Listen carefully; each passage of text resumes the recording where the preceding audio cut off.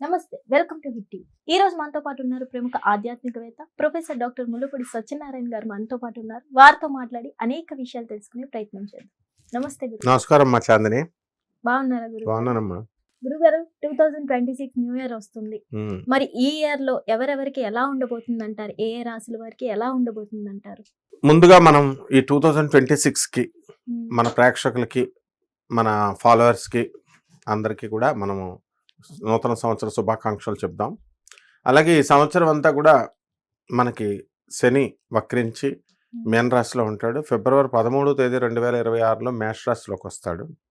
మళ్ళీ ఆ తర్వాత జూలైలో మళ్ళీ వెనక్కి మేన రాశిలోకి వెళ్ళడం, మళ్ళీ అక్టోబర్లో రావడం, ఇలా ఉంటుందన్నమాట శని ట్రాన్సిట్. ఇక గురుడు వచ్చేసరికి మిథున రాశి నుంచి 2 జూన్ 2026 సంవత్సరం తర్వాత కర్కాటక రాశిలోకి వస్తాడు. నవంబర్ 25వ తేదీ తర్వాత రాహు కుంభరాశిలో ఉన్నటువంటి రాహు మకరంలోకి, సింహరాశిలో ఉన్నటువంటి రాహువు కర్కాటక రాశిలోకి జరుగుతాయి. ప్రధాన గ్రహాలు ఇవి. అలాగే ఇతర ప్లానెట్స్ని మనం ఆధారంగా చేసుకొని మనం చూసినప్పుడు మేషరాశి వారికి ఏలినాటి శని జరుగుతుంది. ఈ ఏలినాటి శని వల్ల కొన్ని ఇబ్బందులు ఉన్నా కూడా మేషరాశి వాడికి బాగుందని మనం చెప్పాలి. అలాగే వృషభ రాశి వారికి ఫిబ్రవరి తర్వాత ఏలినాటి శని తగులుతుంది, కానీ ఫిబ్రవరి వారికి కూడా ఖర్చులు అధికంగా ఉన్నప్పటికీ కూడా వీళ్ళ రాశి కూడా బాగుంది అని చెప్పాలి. అలాగే మిథున రాశిని మనం తీసుకున్నప్పుడు ఈ మిథున రాశి వారికి ఇప్పుడు ప్రస్తుతం బాగుండలేదు. జూన్ 2, 2026 సంవత్సరం వరకు ఆ దాటిన తర్వాత గురు బలము అనేటటువంటిది బాగా పెరుగుతుంది, కాబట్టి అప్పటి నుంచి బాగుంటుంది, మీడియంగా ఉంది అని చెప్పాలి. కర్కాటక రాశికి అష్టమ రాహు ఉన్నాడు. ఆ తర్వాత ఆయన సప్తమంలోకి నవంబర్ 25 దాటిన తర్వాత వస్తాడు, కాబట్టి కర్కాటక రాశి వారి గురువు జన్మంలో ఉన్నాడు, కాబట్టి పెద్దగా బాగాలేదు అని చెప్పాలి. అలాగే సింహరాశి దగ్గరికి వచ్చేసరికి సప్తమంలో ఉన్నటువంటి రాహువు షష్ఠ స్థితిగతులు అవుతాడు నవంబర్ 25 దాటిన తర్వాత. అండ్ అష్టమ స్థానంలో ఉన్నటువంటి రవి మళ్ళీ ఈ యొక్క శని భాగ్యంలోకి ఫిబ్రవరి 13 తర్వాత వస్తాడు, కాబట్టి 2026 సంవత్సరంలో సింహరాశి బాగుందని చెప్పాలి. ఇక కన్యా రాశి వారికి ఎక్స్ట్రాడినరీగా ఉంది. తులారాశి వారి దగ్గరికి వచ్చేసరికి గురువు భాగ్య నుంచి కేంద్ర స్థానంలోకి వచ్చి రాజ్యస్థానంలోకి వచ్చినటువంటి ఈ యొక్క గురుడు మంచి ఫలితాలను ఇస్తాడు. ఇక వృశ్చిక రాశి వారి దగ్గరికి వచ్చేసరికి అర్ధాష్టమ రాహు బాగుపడతాడు నవంబర్ 25, 2026 సంవత్సరం తర్వాత. శని మాత్రం అలాగే ఉంటాడు, కాబట్టి బాగాలేదని చెప్పాలి. అష్టమ గురుడు ఉంటాడు. 2 జూన్ 2026 సంవత్సరం తర్వాత భాగ్యంలోకి వస్తాడు. ఇకపోతే మనకి ఈ యొక్క ధనుస్సు రాశి ఇప్పుడు ప్రజెంట్ బాగాలేదు. సప్తమ స్థితిగతుడైనటువంటి గురుగ్రహం ఇంకా బలం పొందాలి, యావరేజ్గా ఉంది అని మనం చెప్పాలి. మకర రాశి దగ్గరకు వచ్చేసరికి బాగుంది. భర్తలకు కావాల్సినటువంటి ట్రాన్స్ఫర్లు, వీళ్ళకి కావాల్సిన ట్రాన్స్ఫర్లు, కోరుకున్న చోటుకు ఉద్యోగాలు ఇవి బాగున్నాయి. కుంభరాశి ఏలినాటి శని జరుగుతుంది. జూన్ 2, 2025 సంవత్సరం దాకా బాగుంటుంది. ఆ తర్వాత నుంచి షష్ఠ స్థితిగతుడు అవుతున్నాడు, కాబట్టి మీకు గురుగ్రహం ఈ యొక్క కుంభరాశికి మీడియంగా ఉంది అని చెప్పాలి. మీనరాశికి బాగుంటుంది. ఏలినాటి శని జరుగుతున్నా సరే 2 జూన్ 2026 సంవత్సరం నుంచి బ్రహ్మాండంగా ఉంది, పంచమ స్థితిగతుడు అవుతున్నాడు అని చెప్పాలి. గురుగారు, ఈ 2026 సంవత్సరంలో వృశ్చిక రాశి వారికి ఎలా ఉండబోతుంది అంటారు? వృశ్చిక రాశి వారికి అర్ధాష్టమ రాహు, పంచమ శని, అష్టమ గురుడు, ఈ గ్రహాలు ఉన్నాయి, కాబట్టి వీళ్ళకు వద్దంటే అప్పులు వస్తాయి, ఆదాయాలు బాగా పెరుగుతాయి, వద్దంటే తలనొప్పులు కూడా వస్తాయి వీళ్ళకి. ఎప్పుడు చుట్టాలు ఫోన్ చేసినా సరే వీళ్ళు ఉండు తలనొప్పి వస్తుంది, తలనొప్పిలో ఉన్నాను అంటారు. వాళ్ళకి కావాల్సి వచ్చినప్పుడు మాత్రం తలనొప్పి ఉండదు. ఆ విధంగా ఈ యొక్క వృశ్చిక రాశి వారికి నిజంగానే పాపం మనం యాక్టింగ్ అని అనుకుంటాం, కాదు, మైగ్రేన్ నొప్పులు అలాంటివి రావడానికి అవకాశాలు ఉంటాయి. ఇక ఈ 3 గ్రహాలు బాగాలేదు, కానీ మిగతా ఓవరాల్ జాతకం బాగాలేదని అనుకోకూడదు. ఆదాయాలు బాగా పెరుగుతాయి, తర్వాత ఖర్చులు కూడా చాలా బాగా పెరుగుతాయి. బంధువుల ఇళ్ళకి వీళ్ళు వెళ్ళడము, వీళ్ళు బంధువుల ఇళ్ళకి వెళ్ళడం, వాళ్ళు బంధువులకి వీళ్ళ దగ్గరికి రావడం సరిపోతుంది. ఖర్చే కదా మరి, పాపం మటన్ చికెన్ తేవాలి అందరికి. అలాగే వ్యాపారాలు, బట్టల వ్యాపారాలు, హాస్టల్ వ్యాపారాలు అండ్ సాఫ్ట్వేర్ కంపెనీల దగ్గర మొబైల్ భోజనాలు వ్యాపారాలు ఇవన్నీ చాలా బాగా జరుగుతున్నాయి. అండ్ బట్టల షాపులు, తర్వాత ఫర్నిచర్ షాపులు, తర్వాత నీకు బేగంపేటలో ఉండేటటువంటి హోల్సేల్ వ్యాపారాలు, ఇలా అన్ని రకాల వ్యాపారాలు బ్రహ్మాండంగా కలిసి వస్తాయి. బంగారం షాపులు, స్వీట్ షాపులు ముఖ్యంగా. ఓకే.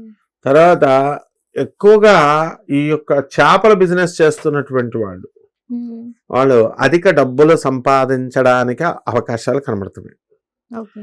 బేస్తవారికి. అలాగే మీడియా రంగంలో ఉన్నటువంటి వాళ్ళు ఎవరైతే ఉన్నారో అటువంటి వాళ్ళందరికీ కూడా వీళ్ళకి ప్రమోషన్లు రావడం జరుగుతాయి. జర్నలిస్టులకి పెద్ద బిరుదులు రావడము, ఆనర్ అనేటటువంటిది రావడం జరుగుతుంది. అలాగే వీళ్ళకి చాలా సభలకి వీళ్ళని చీఫ్ గెస్ట్ కింద కూడా తీసుకెళ్తారు, అంత గౌరవం వచ్చేస్తుంది. బంధువులు కూడా ఏంట్రా బాబు వీడొచ్చాడు అని అనుకోకుండా రండి రండి రండి అంటారు. అన్ని బాగానే ఉన్నాయి, కాకపోతే వచ్చిన డబ్బులు ఎలా మాయమైపోతున్నాయో ఎవరికి తెలియదు అది. అండ్ వీళ్ళ విచిత్రం ఏంటంటే మనస్తత్వం విచిత్రంగా మారుతుంది. అసలు పాతోళ్ళంతా మంచోళ్ళని తెలుసు, మంచిగా ఉండాలని ఉంటుంది, కానీ కొత్తోళ్ళు చెడ్డోళ్ళని తెలుసు. ఈ పాతోళ్ళు వదిలేస్తారు వీళ్ళు ఏది మంచోళ్ళని. అంటే ఈ రాహు, అర్ధాష్టమ రాహు మాయలో పెడతాడు. ఆ విధంగా చెడ్డ వాళ్ళతో వాళ్ళ యొక్క ఇన్ఫ్లుయెన్స్ అనేటటువంటిది పడడానికి అవకాశాలు ఉంటాయి. ఇది జాగ్రత్తగా వీళ్ళు తప్పించుకోవాలన్నమాట, లేకపోతే వీళ్ళు బుక్ అయిపోవడానికి అవకాశాలు ఉంటాయి. అలాగే బ్యూటీ మీద ఇంట్రెస్ట్ బాగా పెరిగిపోద్ది వీళ్ళకి, వృశ్చిక రాశి వాళ్ళకి. రైస్ తినడం అనేది ఒట్టి కూరగాయలను ప్లేట్లో పెట్టుకుని బెండకాయలు, వంకాయలు, ఆకుకూరలు ఇవి తినడం మొదలెడుతున్నారు. జీరో సైజ్ అంటున్నారు ఏమన్నంటే. అసలు జీరో సైజ్ అనేటటువంటి ఫస్ట్ తయారు చేసింది మన కరీనా కపూర్. ఆవిడే శుభ్రంగా అన్నాలు, రొట్టెలు తింటుంది. మనవాళ్ళు మాత్రం మొత్తం ఆకుకూరలు, మేకూరలు ఇలాగా ప్లేట్లో పెట్టుకొని ఆకుకూరలు, కూరగాయలు పెట్టుకుంటున్నారు. ఈ విధంగా ఈ యొక్క రాశి వారికి అందరికీ కూడా మనకి ఈ యొక్క వృశ్చిక రాశి వారికి ఉంది. అలాగని ప్రమోషన్స్ లేదని కాదు, ప్రభుత్వ ఉద్యోగాల్లో ఉన్నటువంటి వాళ్ళకి కొంతమందికి ప్రమోషన్ రావడానికి అవకాశాలు ఉన్నాయి, కాకపోతే కొంచెం లేట్ అనమాట. అండ్ ఈ రాశి వారికి అందరికీ కూడా మనకి సినీ, సంగీత, సాహిత్య రంగాల్లో ఉన్నటువంటి వాళ్ళు ఉంటారు, వాళ్ళందరికీ కూడా ప్రమోషన్లు రావడానికి కూడా అవకాశాలు ఉన్నాయి. తర్వాత ఈ రాశి వారికి మనకి చిట్టిపాటల వ్యాపారాలు చేస్తాం, ఆ వ్యాపారాల వల్ల కాస్త లాస్ అవ్వడానికి అవకాశాలు ఉంటాయి. అందువలన చెట్లు పాడేయడం ఈజీ, అవతల వాళ్ళు వచ్చి పాడుకొని వెళ్ళిపోతారు, పాడుకొని మనకు కట్టకపోతే వాళ్ళ ఇళ్ళ చుట్టూ మనం తిరగాలి. ఎందుకు వచ్చింది? ఈ రకంగా జాగ్రత్తగా చూసుకోవాలి. అలాగే మనం పాడుకొని తెచ్చుకుంటే పర్లేదు, మన చుట్టూ వాళ్ళు తిరుగుతారు. అందువలన ఈ వృశ్చిక రాశి వారు మొత్తం అన్ని రాశుల్లోకి వెళ్ళా ఈ 2026 సంవత్సరంలో సూపర్ గా ఉన్న రాశి వృశ్చిక రాశి.